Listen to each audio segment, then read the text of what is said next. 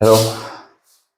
अगर आप लोग मेरा ये वीडियो देख रहे हैं तो इसका मतलब होगा कि आप लोग एसी जनरेटर ऑलरेडी क्लास में पढ़ चुके होंगे। और एसी जनरेटर में प्रीवियस लेक्चर में जो हम क्लास में डिस्कस किए होंगे उसमें हम लोग बात किए होंगे कि किस प्रकार से एक एसी जनरेटर का वर्क प्रोसेस है, वो काम कैसे करता है। बट इस लेक्चर में हम लोग वर्क प्रोसेस पे काम नहीं करें, बात नहीं करने वाले हैं, जबकि हम बात करेंगे इसके डेरिवेशंस को लेकर के। क्योंकि अगर आप ये चैप्टर पढ़े हैं और ये इस चैप्टर का लास्ट लेक्चर भी है तो आपको ये बताया गया होगा कि एसी जनरेटर ही वह बीच की कड़ी होती है जो आपको प्रत्यावर्ती धारा, जो आपका अगला चैप्टर है, उससे जोड़ती है आपके प्रीवियस चैप्टर को।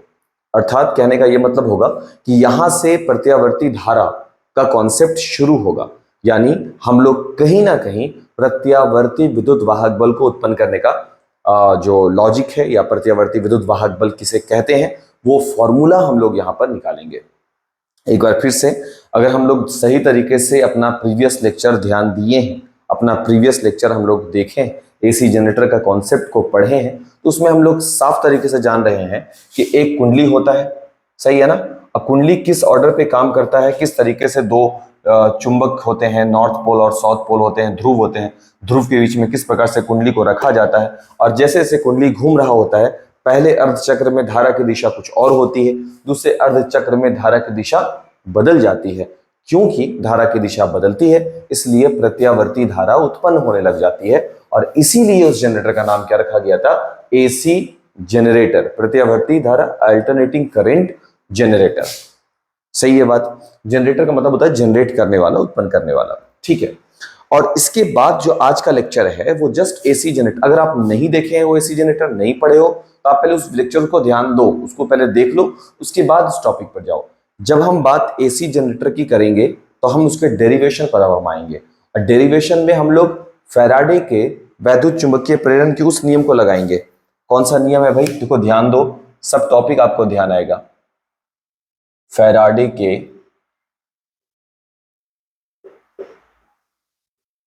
वैद्युत चुंबकीय प्रेरण के नियम से।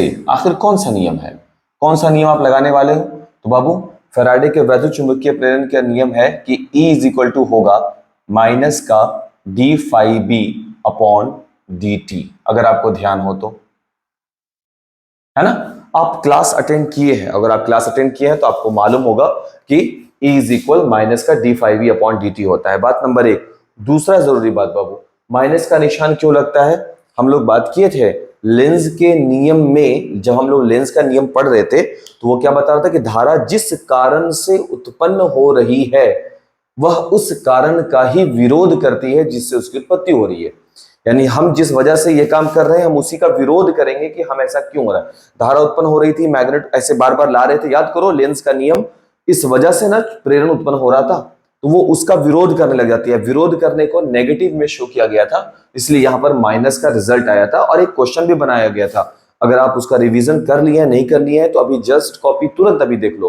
क्या था कि जो लेंस का नियम होता है वो ऊर्जा संरक्षण के नियम पर काम करता है। ऊर्जा संरक्षण का नियम क्या कहता है, ना तो हम इसको बना सकते हैं ना तो ऊर्जा को हम नाश कर सकते हैं, इसका केवल ट्रांसफॉर्मेशन होता है। ये सब लॉजिक है, सब पूरा का पूरा चैप्टर है। और अगर उस चैप्टर में आप इस कड़ी को भूल गए, अभी हम लिखेंगे फैराडे के नियम से, तो आप लिखोगे हाँ E is equal to minus का d phi B upon d t, और आप उसको पढ़ लिए, एकदम बहुत ही रफ टाइप का पढ़ाई होगा। आपको माइनस को जानना है कि आखिर ये माइनस क्यों लगा इस नियम में। चलो आगे बढ़ते हैं, ज्यादा इस पर नहीं रुकेंगे। इसके बाद अब हमको फाई बी ढूंढना है। तो बाबू फाई बी जो होता है ये क्या होता है, ये चुंबकीय फ्लक्स होता है। ध्यान है, चुंबकीय फ्लक्स होता है। अब थोड़ा सा सर बताएं चुंबकीय फ्लक्स क्या होता है। तो अगर आपको ध्यान हो, जब हम आपको पढ़ा रहे थे क्लास में, ऑफलाइन मोड क्लास में, एन और एस, है ना, एन और एस, इसके बीच में हम कुंडली रखते हैं। कुंडली कुछ इस प्रकार से थी, सही। अभी हम बात करेंगे फाई बी का, तो फाई बी बराबर चुंबकीय फ्लक्स का, ये भी हम लिखवा दिए हैं आपको क्लास में, आपको ध्यान रखना होगा।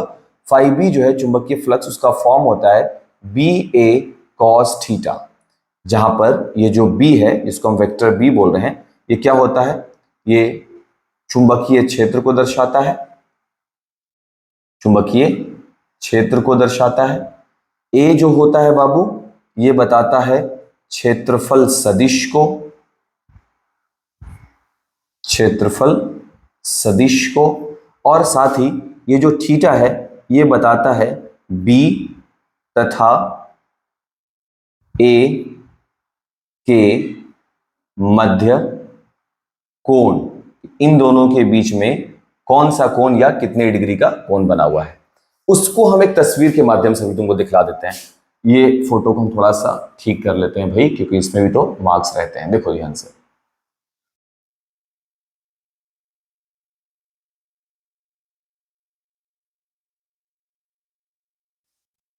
सिर्फ समझाने के लिए है ना। चुंबकीय क्षेत्र इस तरह से, यही हम लोगों का क्या कहलाएगा, वेक्टर बी। और जो क्षेत्रफल सदिश होता है, ध्यान दो बाबू, जो क्षेत्रफल सदिश होता है वो इसके लंबवत होता है। सपोज कि ये मेरा वेक्टर ए है, तो अब बी जो है वो इस दिशा में है, बी जो है वो इस दिशा में है, ये बी हो गया, बी इस दिशा में, ए इस दिशा में। तो उन दोनों के बीच जो कोण बन रहा है ये थीटा, यहां है थीटा। अब समझ में आ रहा है? तो ये हो गया बी ए और थीटा अदिश गुणन, जिसको हम लोग बोलते हैं B A cos theta B dot A. तो ये बी ए कॉस थीटा अदिश गुणन के साथ बन गया, वही है बी ए कॉस थीटा के लिए। बी हो गया चुंबकीय क्षेत्र, ए हो गया क्षेत्रफल सदिश, मींस इसका क्षेत्रफल सदिश क्या होगा, इस क्षेत्र के लंबवत परपेंडिकुलर, उसको हम लोग बोलते हैं क्षेत्रफल सदिश।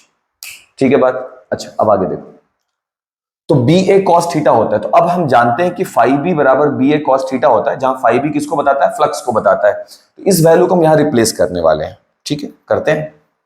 हम लिख रहे हैं E इज इक्वल माइनस का डी अपॉन डी टी, और फाइव बी के बिहाफ में हम क्या रखेंगे, बी ए कॉस थीटा। सही है बात? अभी हम क्या देख रहे हैं, कॉस थीटा है। थीटा जो होता है वो कौन सा एंगल को बताता है बाबू, थीटा तुम देख सकते हो, एक रेखा ही है, इसके बीच में एंगल बन रहा है, उसको बताता है। बट मेरा जो कुंडली है, अगर आप एसी जनरेटर पढ़े हो तो कुंडली, सपोज ये कुंडली है, ये तो इस प्रकार से रिवॉल्व हो रहा है, ऐसे देखो, ऐसे ऐसे घूमते घूमते, पहले जीरो, ऐसा, फिर ऐसा, और फिर ये एक बार एक रोटेशन, एक पूरा चक्कर लगा लिया। हम, मेरा हाथ गोल नहीं घूमेगा ना, तो हम ही घूम गए। हाँ, तो ये इस प्रकार से ये पूरा एक राउंड घूमेगा, यानी जो सिस्टम यहां पर तैयार होगा इसके घूमने का, ध्यान दो बाबू, फोटो इसका खींच लो, इसको ऐसा बनाना पड़ेगा, जो इसका घूमने का घुमाव जो बनेगा वो कुछ रोटेशन जैसा बनेगा ना, ऐसा गोल। तो वहां पर कोण जो होगा, जो कोण आपको दिख रहा है ऐसे गोल सा घूमता हुआ, ये कोण रेखीय कोण थीटा की तरह नहीं बनने वाला। समझ गया ना? तो वहां पर क्लास 11th में पढ़ा गया एक टॉपिक आएगा, वो है, पढ़े होगे, कोणीय वेग ओमेगा। फिर होता है एक टॉपिक कोणीय विस्थापन, यहां देखिए कोणीय विस्थापन थीटा, और समय तो हम लोगों का टी है ही। आप समझो, जिस तरीके से सरल रेखीय गति में वेग बराबर विस्थापन बटा समय होता है, उस प्रकार से कोणीय घूर्णन, कोणीय वाले में कोणीय वेग बराबर होगा विस्थापन अपॉन समय। ठीक है, तो हम क्या थीटा को रिप्लेस कर सकते हैं, ये थीटा रेखीय कोण नहीं बन रहा बाबू, ये घूर्णन गति वाला है। तो उस प्रकार से थीटा आप यहां से निकालोगे तो थीटा को आप ओमेगा टी से रिप्लेस कर सकते हो। बस वही काम हम यहां कर देंगे। थीटा को क्या किए, E इज इक्वल माइनस का डी अपॉन डी टी, और ये जो बी ए कॉस थीटा है वो बी ए कॉस, और थीटा के बिहाफ में क्या लग जाएगा, ओमेगा टी, जहां ओमेगा इज इक्वल टू क्या कहलाएगा, कोणीय वेग। वो तो हम रफ के लिए आपको समझा रहे हैं, मेरा मैथ तो यहां चल रहा है डेरिवेशन। ओमेगा जो हो गया वो कोणीय वेग हो गया, और टी जो हो गया बाबू वो हो गया लिया गया समय। ठीक है, और थीटा हो गया कोणीय विस्थापन। तो ये जो कोणीय विस्थापन है, विस्थापन को वेग और समय के पद में ले आए। अगर डेरिवेशन पढ़े हैं हम लोग, तो डेरिवेशन के थ्रू हम ये समझेंगे कि E is equal to B A बाहर आएगा माइनस के साथ, और मेरे पास बचेगा डी अपॉन डी टी, और साथ में कॉस ओमेगा टी। दिख रहा है बात? ओके, आगे इसके बाद इधर देखो, अब कॉस का माइनस का साइन होता है तो वो माइनस इस वाले माइनस को प्लस करेगा, तो हमको दिखेगा E is equal, minus minus plus हो गया बाबू, तो B और A दिखेगा। कॉस जो है बाबू वो साइन में तब्दील होगा, ओमेगा टी ओमेगा रहेगा, और ये ओमेगा जो कि कांस्टेंट के रूप में है, ये ओमेगा बाहर होगा, तो ओमेगा यहां आ जाएगा। अब बोलोगे कांस्टेंट के रूप में ये बाहर कैसे आ गया? तो भाई ऐसा ऐसा वाला तो तुम लोग डिफरेंशिएशन मेरे ख्याल से पढ़ करके ही आए हो ना यहाँ तक, d upon d x sin के एक्स बराबर क्या होता है? के बाहर आ जाता है, साइन का क्या वैल्यू हो जाता है? Cos x. तो जो कांस्टेंट होता है, जो कांस्टेंट होता है वो बाहर हो जाता है। यहां तो एक्स के रिस्पेक्ट में डिफरेंशिएशन चल रहा है, ठीक है। और इसके बाद बाबू ई बराबर बी ए ओमेगा को हम ई नॉट से रिप्लेस कर देते हैं और इसको लिख देते हैं साइन ओमेगा टी। यहां ये जो ई आप देख रहे हो ना, यही ई है विद्युत वाहक बल, लेकिन किसकी? इसका नाम हम लिखते हैं प्रत्यावर्ती। ये जो होगा ये वो विद्युत वाहक बल है जो प्रत्यावर्ती धारा को प्रेरित करेगी, इसलिए हम लिख देंगे प्रत्यावर्ती विद्युत वाहक बल। यानी ये वो विद्युत वाहक बल हो जाएगा जो प्रत्यावर्ती धारा को प्रेरित करेगी। देखो तो डेरिवेशन कैसा है, फैराडे का ही नियम लागू कर दिया बाबू। फैराडे के नियम से हमको मालूम है E is equal to minus का d five B upon d t होता है। तो फिर सर यहाँ पे फाइव बी क्या है? फाइव बी चुंबकीय फ्लक्स होगा, और मेरे ख्याल से आपको चुंबकीय फ्लक्स पढ़ा दिया गया होगा। तो चुंबकीय फ्लक्स बराबर होता है बी ए कॉस थीटा, जहां पर बी जो है वो चुंबकीय क्षेत्र है। अगर आप यही फोटो बनाए होगे अपने एसी जनरेटर वाले कॉन्सेप्ट में, तो आप देखे होगे कि एन और एस के बीच में जो कुंडली होता है, तो धारा जो चुंबकीय क्षेत्र है वो बी इस दिशा में, ठीक है ना। तो ये चुंबकीय क्षेत्र हो गया जिसको हम बी से बोल रहे हैं। ए जो है वो क्षेत्रफल सदिश हो गया, तो बी और ए के बीच बनने वाला एंगल थीटा है, तो ये बी ए कॉस थीटा बनता है ना। क्या है? चुंबकीय क्षेत्र और क्षेत्रफल सदिश के बीच अदिश गुणन को ही क्या कहा जाता है? फ्लक्स कहा जाता है। या यूं कहे कि किसी सतह से होकर गुजरने वाले चुंबकीय क्षेत्र रेखाओं की संख्या को। अब वो संख्या को आप कैलकुलेट कैसे करते हो? तो इस प्रकार से करते हो। उसके बाद बाबू फ्लक्स हो गया फाइव बी के बिहाफ में। अब हम फाइव बी के बिहाफ में वैल्यू रख देंगे बी ए कॉस थीटा का, और डी अपॉन डी टी में B A cos omega T. Theta जो है, थीटा को हम रिप्लेस किया। अब थीटा को हम कोणीय विस्थापन कहा, तो कोणीय वेग क्या चाहिए? ओमेगा, और समय है टी। हम जानते हैं वेग बराबर विस्थापन बटा समय होता है, उसी प्रकार से कोणीय वेग बराबर कोणीय विस्थापन अपॉन समय हो जाएगा। तो यहां पर कोणीय विस्थापन अपॉन समय के लिए फॉर्मूला लगा दिया, और यहां से हम थीटा को रिप्लेस करके विस्थापन को रिप्लेस कर दिया वेग गुणित समय से, और रिजल्ट मेरे सामने है E is equal to e naught sin omega t. अब जब हम इसके बाद वाला चैप्टर पढ़ेंगे जिसका नाम है प्रत्यावर्ती धारा, उस चैप्टर में हमको E is equal E naught sine omega t बार बार लिखना है, बार बार पढ़ना है। क्यों? क्योंकि यही वो फंक्शन, यही वो फॉर्म होगा जो विद्युत वाहक बल को प्रेरित करेगा। बट ये विद्युत वाहक बल होगा कौन सा? प्रत्यावर्ती धारा का। कैसा होता है प्रत्यावर्ती धारा? जो एक निश्चित समय के बाद अपनी दिशा को चेंज कर लेती है। चेंज का मतलब बदल लेती है। जैसा कि आप इसके केस में देख रहे थे, जैसे से ये घूम रहा था, धारा की दिशा पहले इस तरफ से थी, और कुछ देर के बाद धारा की दिशा, पहले अर्धचक्र में धारा की दिशा ऐसे थी, अगले अर्धचक्र में धारा की दिशा उल्टी हो गई थी। यही तो प्रत्यावर्ती धारा का कॉन्सेप्ट होता है। इसका स्क्रीनशॉट लो, फिर हम लोग आगे बात करते हैं।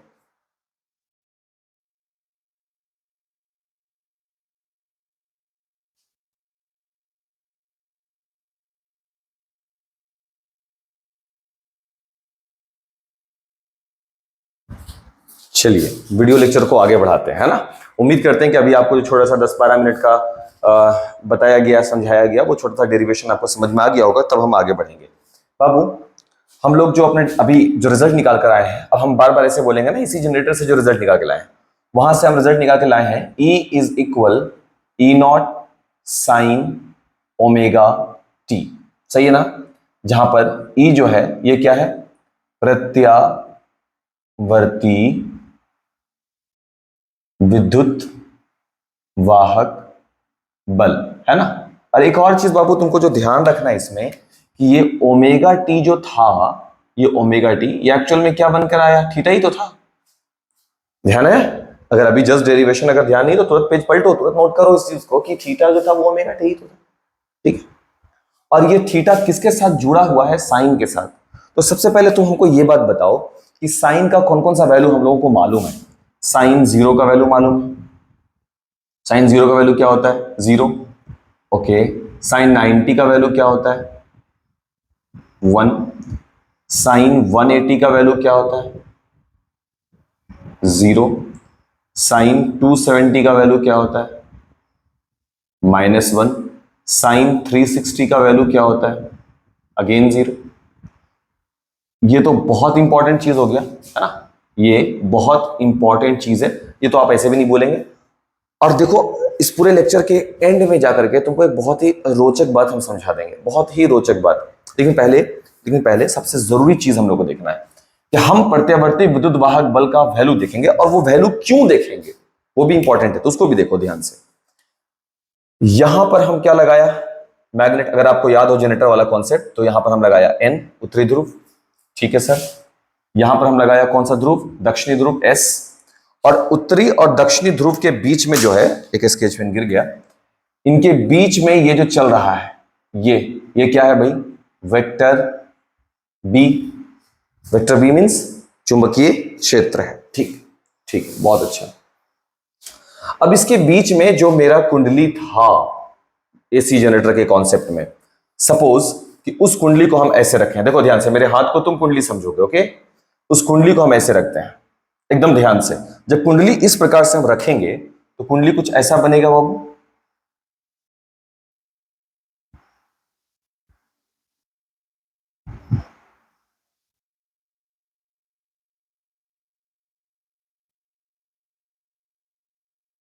ठीक है।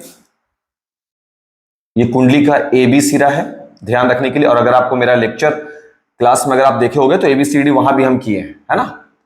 ये ए बी सिरा हो गया और ये सी डी सिरा हो गया, ऐसे आप देखो। और इस एबीसीडी को अगर आपको समझ में आए तो आप मेरे हैंड डायरेक्शन को देखोगे, अंगूठा वाली तरफ हम ए बी बोल रहे हैं, ओके। तो ये ए बी सिरा बाहर की ओर है, सीडी अंदर की ओर है, ये वाला सीडी अंदर की ओर है, ए बी बाहर की ओर, ऐसे देखो फिलहाल। तो इसका ये मतलब होगा बाबू,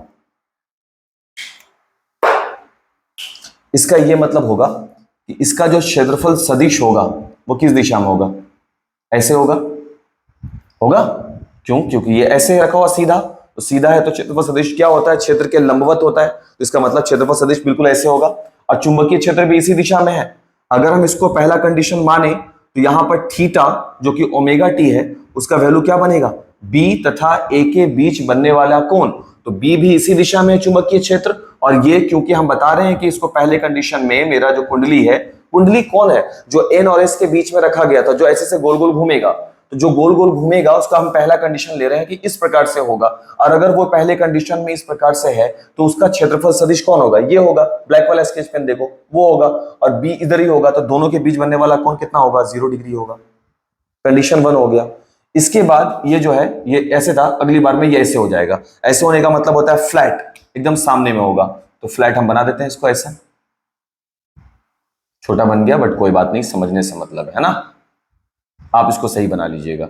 ये हो गया बाबू ए बी, और यहां हो गया सी डी। क्या मतलब है इसका, इसका बताइए।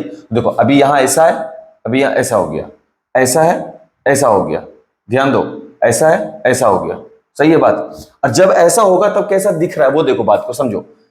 अभी ऐसे है, अभी ऐसे हो गया, तो अभी क्षेत्रफल सदिश इधर था।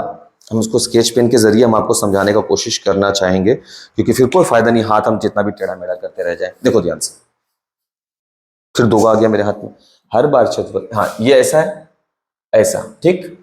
तो अभी ये रेड वाला और बी वाले के बीच एंगल कितना है, 0, थीटा 0 डिग्री, ठीक। अभी ऐसा हो गया, तो क्षेत्रफल ये ए जो हो गया वो बाहर आ गया, और बी है इधर, यानी बी इस तरफ हो गया और ए जो हो गया वो बाहर की ओर हो गया, ऐसा, ये ए हो गया। तो एक्चुअल में इनके बीच का कोण कितना है, वो कोण 90 डिग्री आपको दिखेगा। ब्लैक वाला को अगर आप बी मानो तो ए वाला जो है वो बाहर निकल रहा है, तो ये हो गया ना। तो इस पर एंगल कितना बन रहा है, ये देखो एंगल कितना बन रहा है, 90 डिग्री का। तो जो सेकंड कंडीशन है, जो सेकंड कंडीशन है उसमें थीटा इज इक्वल कितना बनता है, 90 डिग्री का, ठीक है। अब देखो ध्यान से समझना, ऐसे था, ऐसे हुआ, अगला वाला कैसा हो जाएगा, ऐसा, यानी अंगूठा वाला हिस्सा कहां जाएगा, अंदर, ओके।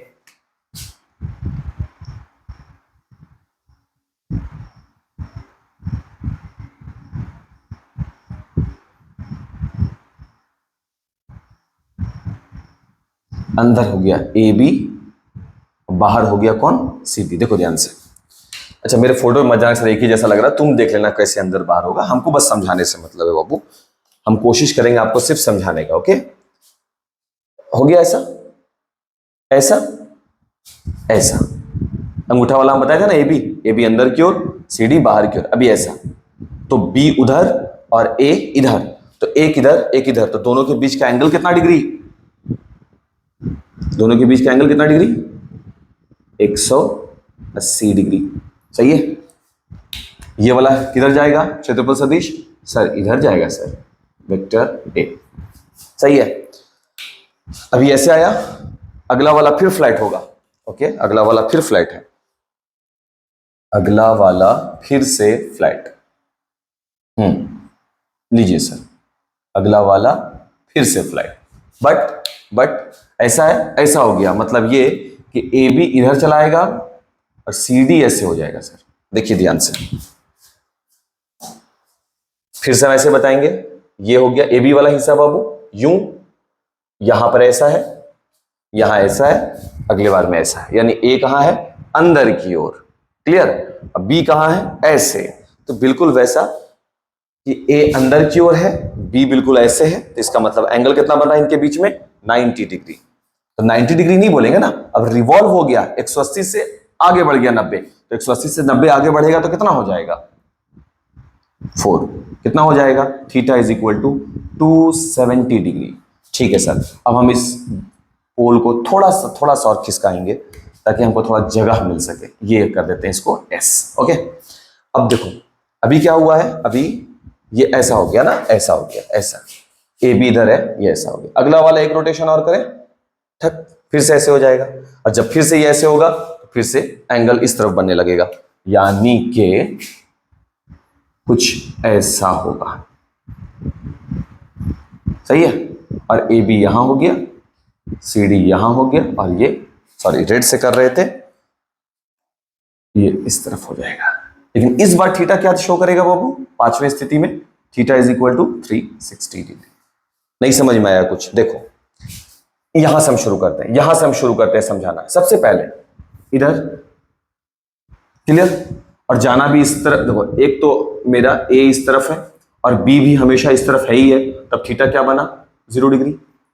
इसके बाद क्या हुआ, ये वाला हिस्सा कुछ ऐसा हुआ, पहले ऐसा था, ये वाला हिस्सा ऐसा हो गया, ऐसा हुआ, एंगल जो है कल समझना है बाबू, एंगल ऐसा हो गया, तो बनेगा कितना, एंगल कितना बना, 90।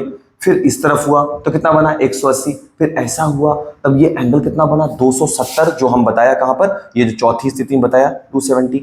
और फिर एक रोटेशन और लगा दोगे तो वो वही स्थिति में पहुंच गया जहां वो पहले था, तो वो एंगल कितना बनाएगा टोटल, 360 डिग्री। मेरे ख्याल से हो सकता है कि हम हाथ उतना टेढ़ा नहीं कर पाए होंगे, लेकिन ये काम तुम समझ रहे होगे। और ये क्या है, इसको भी मेरे ख्याल से आपको लेक्चर में बताया गया हो कि ये क्या है। ये वही कुंडली है बाबू, उसी को जिसको घुमाया जा रहा है। और अगर हम अब देखो बाबू, तो यहां से हमको अपने एसी जनरेटर में कुंडली किन किन फेजेस से होकर गुजरेगा वो तो हमको मिल चुका है। अब इससे हम लोग प्रत्यावर्ती विद्युत वाहक बल की गणना करते हैं, यानी ई की गणना करते हैं। देखिए कैसे, यहां पर जब थीटा 0 होगा तो ई का मान क्या होगा, अगर थीटा 0 है तो साइन 0 बनाएगा, और साइन 0 का वैल्यू 0 होता है, और 0 को E0 से गुना करेंगे तो ई का वैल्यू क्या हो जाएगा, 0 हो जाएगा, वैल्यू 0। चलिए थीटा 90 डिग्री, यानी इस स्थिति में अगर मेरा कुंडली पहुंच जाए तब उस समय प्रत्यावर्ती विद्युत वाहक बल क्या होगा, वो वैल्यू ई बराबर 90 डिग्री साइन 90 का वैल्यू होता है 1 को E0 से गुना करेंगे तो वो वैल्यू E0 मिलेगा। इसको बोला जाता है मैक्सिमम, खैर बाद में बात करेंगे। थीटा 180 डिग्री, इस समय ई का वैल्यू क्या होगा, 180, साइन 180 पे 0 होता है, फिर से ये 0 इसको 0 करेगा तो ई का वैल्यू भी क्या बना लेगा, 0 बना लेगा। थीटा 270, साइन 270 -1 होता है, साइन 270 -1 होता है, जो E0 से मल्टीपल लगेगा तो ई बराबर माइनस का E0 मिलेगा।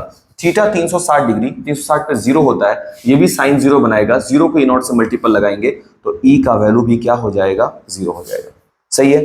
अब देखो हम इसका एक ग्राफ रिप्रेजेंट करते हैं, ये ग्राफ हो गया, लाइन, ये एक लाइन हो गई, ये जो है वो थीटा को रिप्रेजेंट करेगा, थीटा मीन्स ओमेगा टी को रिप्रेजेंट करेगा, और ये वाली जो लाइन है वो ई को रिप्रेजेंट करेगी। अब देखो ध्यान से बाबू, सबसे पहला चीज क्या है, सबसे पहला चीज हमको ये समझना है, मेरा स्केच पेन दूसरा कहाँ गया, यहाँ है। सबसे पहला चीज हमको ये जानना है कि थीटा जब जीरो था तो ई नॉट, देखो समझो, थीटा जब 0 डिग्री है, ये थीटा का लाइन है ना, थीटा जब 0 डिग्री है तो ई का वैल्यू भी 0 है, यानी यहां पर है। बट थीटा जैसे ही 90 डिग्री होता है तो ये ई नॉट पहुंच जाता है, ई नॉट पहुंच गया, इसको हम लोग बोलते हैं मैक्सिमम वैल्यू। और उसके बाद जब 180 आता है तो 180 पे ई 0 हो जाता है, तो जैसे ही 180 आता है तो ये 0 हो जाता है। लेकिन फिर से जब 270 जाता है तो 270 पे माइनस हो जाता है, तो 270 पे माइनस हो जाता है। ये मतलब हुआ।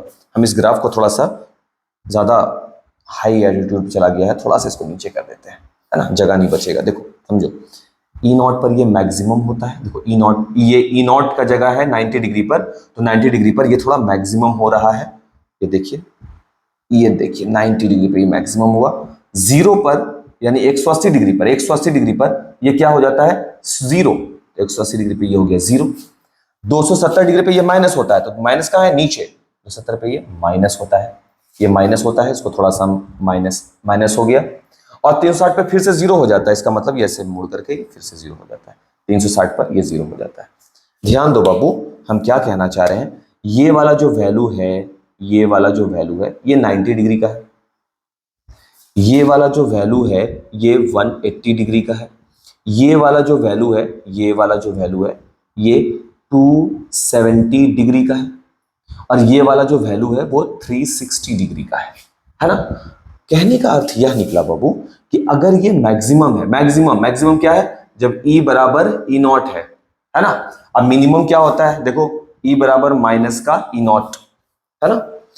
जब हम इस कुंडली को, ध्यान समझोगे, जब हम इस कुंडली को डिफरेंट फेजेस पर चेक करते हैं, तो चेक करने के बाद जब हम उसका, मेरा ग्राफ थोड़ा सा ये कहें कि फ्लैट ज्यादा हो गया है, इसको थोड़ा सा हम अगर इसको हम थोड़ा सा और करीब ले आए यहां पर, तो शायद थोड़ा अच्छा लगे देखने में। ठीक है, थोड़ा अजीब सा हो गया था नहीं। हाँ, तो 0 पर ये वैल्यू हो गया, ये 90 डिग्री पर हो गया, देखो सब एंगल के सामने आ गया। 180 डिग्री पर 0 हो गया, 270 डिग्री पे थोड़ा नीचे, 360 पर 0 हो गया फिर से। सही है, ये 0 वैल्यू था ना, ये 0 था, ये 0। और इसीलिए बाबू जब हम लोग एसी करंट की बात करते हैं, तो आप देखे होंगे कि आपको 10th क्लास से भी टीचर लोग जब शुरू किए होंगे एसी करंट के बारे में बात करना, तो बताएंगे ये देखो एसी करंट है, ऐसे फोटो बनाते हैं। बट सवाल यही था कि आखिर एसी करंट का ऐसा फोटो क्यों बनता है ना। जब हम लोग एसी जनरेटर पढ़ते हैं, उसके डिफरेंट फेजेस का अध्ययन करते हैं, उसके थीटा को गौर से पढ़ते हैं, तब जाकर हमको दिखता है कि ओके, तो ये इसका एक लूप, एक ग्राफ बनता है, वो ग्राफ एसी को बताता है। और ये ग्राफ आपको मिला कैसे, ये ग्राफ आपको मिला है E is equal E naught sine omega t से, where omega t is equal to theta. समझ में आई बात? हाँ, तब जाकर के हम कह सकते हैं कि हाँ, चैप्टर का ये बेसिक जो है, ये चैप्टर का ये अच्छे तरीके से क्लियर हो पाया है। उम्मीद है कि आपको समझ में आया होगा ये लेक्चर। समझ में नहीं आया है तो दोबारा से देखिए। हम कोशिश किए अपने तरफ से कि आपको ठीक तरीके से समझा पाए। हो सकता है कि आपको ये समझ में ना आया हो, तो इसके लिए आपको बस यही करना है, इसको हाथ को इस तरीके से समझो और एक लाइन से ही इसको चेंज करते जाओगे, तो आपको ये समझ में आ जाएगा कि ये किस प्रकार से रोटेशन है। फिर भी हम यहाँ पर आपको एंगल करके समझाने का कोशिश किए हैं। उम्मीद करते हैं कि आपको लेक्चर ठीक लगा होगा। बाकी हम लोग क्लास में फिर डिस्कस कर सकते हैं। Thank you.